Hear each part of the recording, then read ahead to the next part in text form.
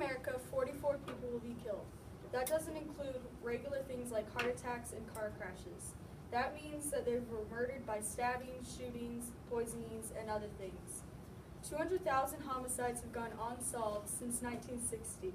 No family should have to go through the pain of not knowing what happened to their loved one and where the killer is at that moment. I'll give you a rundown of a normal day for a homicide detective.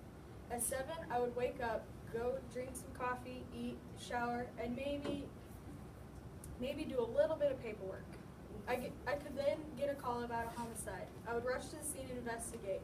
After I'm done investigating, they take the body back to the forensics lab, and once they take it to the forensics lab, they can there investigate and confirm the cause of death.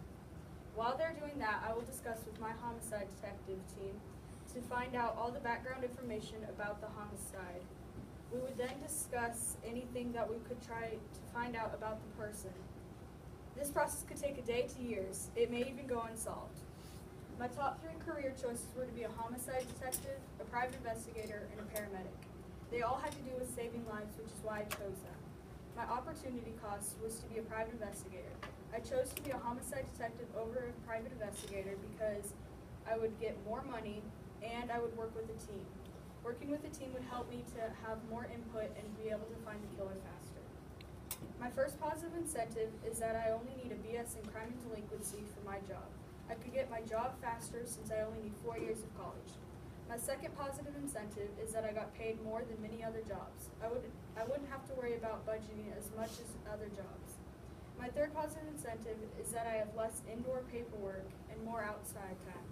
I wouldn't have to be in an office all day to work on paperwork. But my job does have some negative incentives as well. My first negative incentive is that I would have more on-call days. I could be at a birthday party and I could get called out to go investigate a homicide. It would be frustrating, but it is part of the job.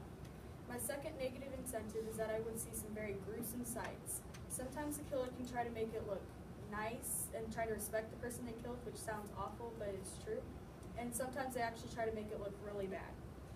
My third negative incentive is that being a homicide detective can be physically challenging. Sometimes the people can see the murder actually happen and they run from anybody because they're scared of what happened.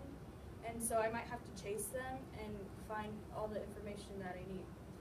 My average salary is $64,000 a year and $5,333.33 a month.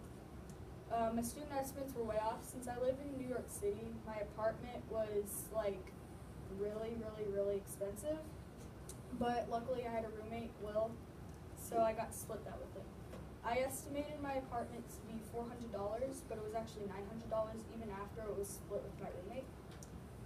Rental insurance was $30, although I did actually think it was $500 before. And altogether, housing was $930 a month. For transportation, I bought a 2011 Acura sedan for $554.17. With all the gas, it cost me $762.17. My student estimate was $725 for the car, and that was fairly close, but my parent estimate was $570, so they were about $200 off. For utilities, the total price was $207.50. I lived with a roommate, so I could split most of that with him, but taxes, for federal tax alone, $934